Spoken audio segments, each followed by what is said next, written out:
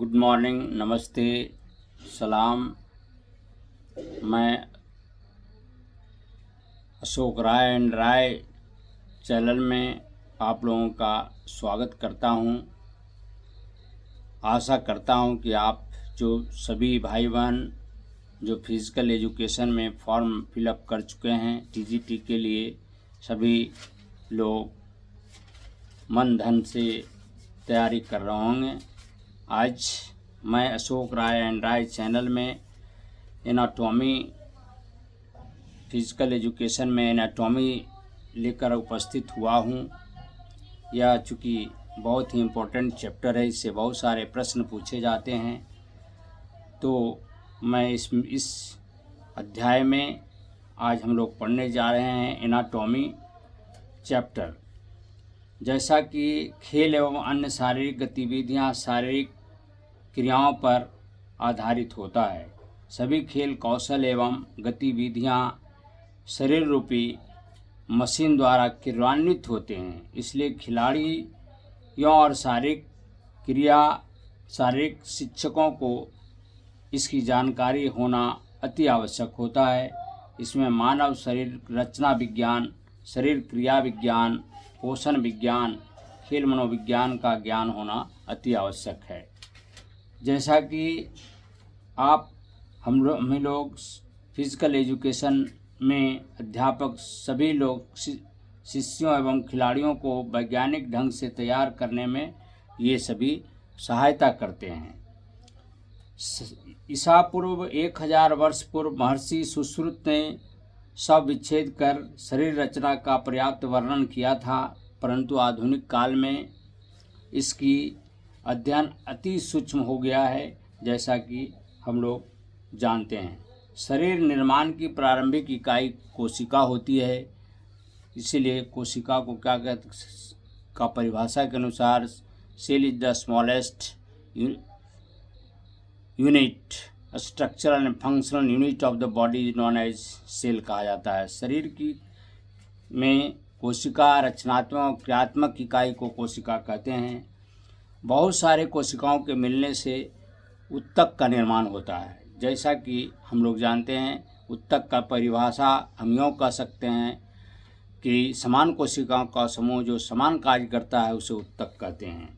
उत्तक 5 प्रकार के होते हैं: उपकला, संयोजी उत्तक, स्क्लेरस उत्तक, पेशी उत्तक, तंत्रिका उत्तक। ये सभी उत्तक शरीर में अंगों का निर्माण करते हैं। शरीर के अंगों को ढकना, जोड़ना, शरीर का ढांचा बनाने में सहायता करना, शरीर की संवेदना ग्रहण करना तथा शरीर की नाना प्रकार की गतिविधियों का संचालित करना, इन्हीं सभी उत्तकों का काम है। अब ये उत्तक मिलकर शरीर में विभिन्न अंगों का निर्माण करते हैं और एक प्रकार का कार्य करने वाले विभिन्न अंग मिलकर एक सिस्टम का निर्माण करते हैं। मानव शरीर हड्डियों से बना अस्थिपंजर है जो मांसपेशियों से ढका रहता है। शरीर के विभिन्न अंगों की कार्य प्रणाली के अनुसार हम इस सभी तंत्रों सिस्टम को निम्नलिखित भागों में विभाजित कर सकते हैं। पहला हो गया स्केलेटल सिस्टम, जिसको अस्थि तंत्र कहा जाता है। दूसरा हो गया जॉइंट सिस्टम, जिसको संधि तंत्र कहते हैं। तीसरा हो गया मस्कुलर सिस्टम, जिसको पेशी तंत्र कहते हैं।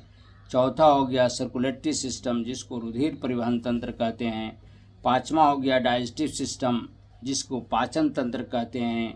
और छठा हो गया रेस्पिरेटरी सिस्टम, जिसको श्वसन तंत्र कहते हैं। सातवां हो गया नर्वस सिस्टम, जिसको तंत्रिका तंत्र कहते हैं। आठवां हो गया रिप्रोडक्शन सिस्टम, जिसको प्रजनन तंत्र कहते हैं। और नौवां हो गया एक्सक्रीटरी सिस्टम, जिसको विसर्जन तंत्र कहते हैं।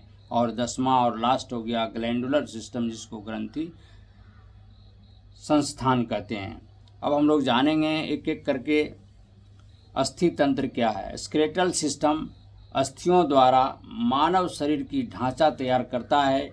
आरंभ में अस्थियां कार्टिलेज, खनिज लवणों तथा कार्बनिक पदार्थों के मेल से बनती है। अस्थियां में पाए जाने वाले खनिज लवणों में कैल्शियम फॉस्फेट, कैल्शियम कार्बोनेट मुख्य रूप से उपस्थित रहता है। आकार एवं कार्य के अनुसार अस्थियों के निम्नलिखित में भाग बांटते हैं, जैसे दीर्घ अस्थि, ह्रस्व अस्थि, सपाट अस्थि, और अरिजुर अस्थि आदि, ये सभी 4 प्रकार के होते हैं। जैसा कि हम लोग जानते हैं मानव शरीर में 206 अस्थियां होती है, जो इस प्रकार होती है। जैसे खोपड़ी में 22 अस्थियां होती है, इनमें 8 अस्थि मस्तिष्क में होती है। रीढ़ की हड्डी में 26 अस्थियां होती है, जिसमें 33 कशूरिकाएँ कहलाता है। वक्ष तथा परशुकाओं में 25 अस्थियां होती है, जैसे बाहु आदि में। ऊर्ध्व शाखा हो गया में 64 अस्थियां होती है, जैसे जांग आदि हो गया।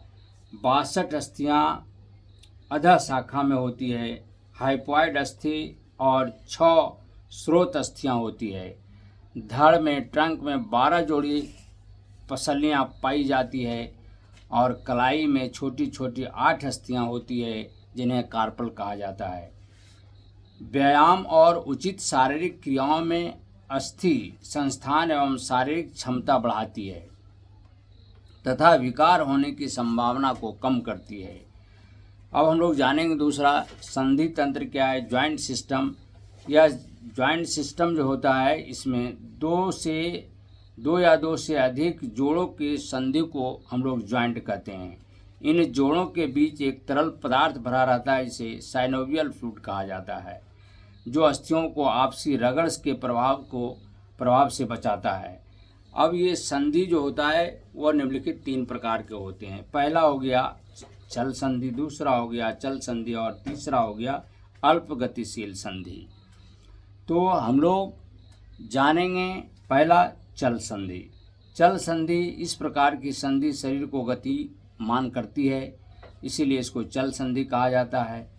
इसमें यह 3 प्रकार की होती है। पहला फिसलने वाली संधि, ग्लाइडिंग ज्वाइंट होती है। दूसरा कीलदार संधि, पाइवट संधि, और तीसरा होता है चूलदार संधि, हिंज ज्वाइंट कहते हैं। और चौथा होता है बॉल एंड सॉकेट संधि, जिसको गेंद गढ़ा संधि कहते हैं।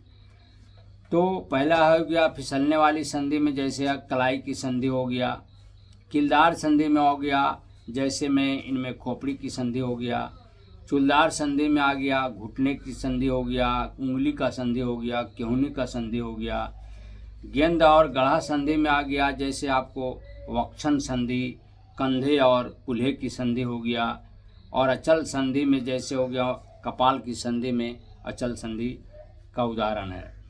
अल्प गतिशील संधि जैसे भगास्थी संधि, ये अल्प गतिशील संधि हो गया। अब शरीर की मुख्य चल संधियां निम्नलिखित होती है। जो चल संधि में आता है, जैसे स्कंद संधि, शोल्डर संधि हो गया, कलाई की संधि, रिस्ट ज्वाइंट हो गया, कोहनी संधि, इल्बो ज्वाइंट हो गया, मणिबंध संधि, कार्पेल ज्वाइंट हो गया, नितंब संधि, हिप ज्वाइंट हो गया, जानू संधि, नी ज्वाइंट हो गया, गुतला या टखने की संधि, एंकल ज्वाइंट हो गया, ग्रीवा संधि, नेक ज्वाइंट हो गया, कमर का जोड़, वेस्ट ज्वाइंट हो गया, अभिलक्ष अक्षक संधि, शोल्डर ज्वाइंट हो गया। ये सभी चल संधि के उदाहरण हैं। अब आइए हम लोग पेशी तंत्र के बारे में जानेंगे। पेशी तंत्र क्या है। जैसा कि मस्कुलर सिस्टम मानव अस्थि पिंजर मांसपेशियों से ढककर शरीर का आकार पाता है। ये मानव अस्थि पिंजर जो है मांसपेशियों से ढका रहता है, जिसके कारण हमें आकार मिलता है। और क्या है, यह सुंदर बनता भी है। मानव शरीर के कुल भार का अनुमानतः 45% भार मांसपेशियों का होता है। रचना एवं कार्य के अनुसार मांसपेशियां 2 प्रकार की होती है। पहला इच्छिक मांसपेशियां, दूसरा अनैच्छिक मांसपेशियां।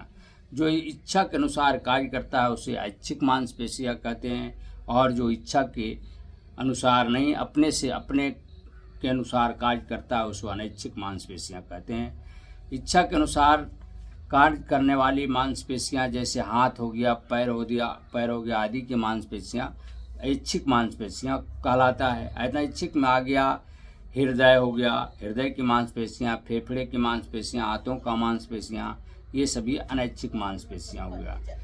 अब हम लोग जानेंगे सर्कुलेटरी सिस्टम क्या है।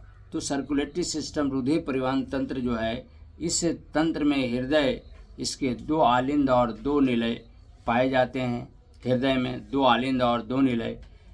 उनका कार्य फुफ्फुस एवं रुधिर शोधक तथा प्रत्येक अंगों को शुद्ध रक्त ले जाने वाली धमनियां एवं हृदय में अशुद्ध रुधिर को वापस लाने वाली शिराएं रहती है। हृदय की ही एक पंप की तरह सारे शरीर में रक्त का संचार करता है। रक्त के साथ ऑक्सीजन भी शरीर के विभिन्न अंगों तक पहुंच जाता है। रक्त में अनुमानतः 90% जल पाया जाता है। हृदय एक त्रिकोणा आकार का संरचना है। स्नायु से बनी इंद्रिय है। हृदय का वजन लगभग 250 से 300 ग्राम होता है। हमारे शरीर द्वारा लिया गया 75% ऑक्सीजन जो है हृदय की ही इस्तेमाल करता है। हृदय का स्पंदन 1 मिनट में 72 बार होता है। रक्त में जो होता है वह प्लाज्मा, लाल रुधिर कणिकाएँ, कोशिकाएँ या श्वेत रुधिर कोशिकाएँ पाई जाती है। और प्लाज्मा क्या है भाई? ये तकले के आकार की होती है और रक्त को जमने में ये मदद करता है। दूसरा है लाल रुधिर कोशिकाएँ। ये आकार में गोल एवं चपटी होती है। इनका रंग हीमोग्लोबिन के कारण लाल होता है। इनका निर्माण मुख्यतः अस्थि मज्जा बोन मेरो में होती है। इनका मुख्य कार्य ऑक्सीजन को ढोना है। मानव के 1 घन मिलीमीटर रुधिर में 50 लाख लाल रुधिर कोशिकाएं होती है। और तीसरा आप जानेंगे श्वेत रुधिर कोशिकाएं। ये अनियमित आकार की होती है तथा रक्त में इनकी संख्या कम होती है। ये रोगाणुओं से लड़ने में तथा उससे शरीर को बचाने में बहुत सहायक सिद्ध होती है। इसके अलावा घावों को भरने में भी ये सहायता प्रदान करता है। मानव के 1 घन मिलीमीटर रुधिर में इसकी संख्या 6000 से 9000 तक श्वेत रुधिर कोशिकाएं पाई जाती है। तो मेरे भाई, आज हम लोग सर्कुलेटरी सिस्टम तक अध्ययन किया। इसके बाद वाला क्लास में हम लोग चलेंगे डाइजेस्टिव सिस्टम, उसके बाद respiratory system, nervous system, reproduction system और एक्सक्रीटरी सिस्टम और ग्लैंडुलर सिस्टम की चर्चा करेंगे। इसके बाद जो क्लास होगा उसमें फिर हम इसकी वस्तुनिष्ठ प्रश्न के बारे में अध्ययन करेंगे। इसी शब्दों के साथ अशोक राय एंड राय चैनल आपका स्वागत अभिनंदन करने के साथ आपसे रिक्वेस्ट करता है कि अगर आपको हमारा वीडियो अच्छा लगा तो हमारे चैनल अशोक राय एंड राय को सब्सक्राइब करें, लाइक करें, कमेंट लिखें एवं शेयर करें, जिससे मैं आगे का क्लास मैं पुनः दे सकूं। और इसी शब्दों के साथ सभी भाई बहनों को नमस्ते, सलाम। और मैं अब अपनी वाणी को विराम देता हूं। जय हिंद, जय भारत।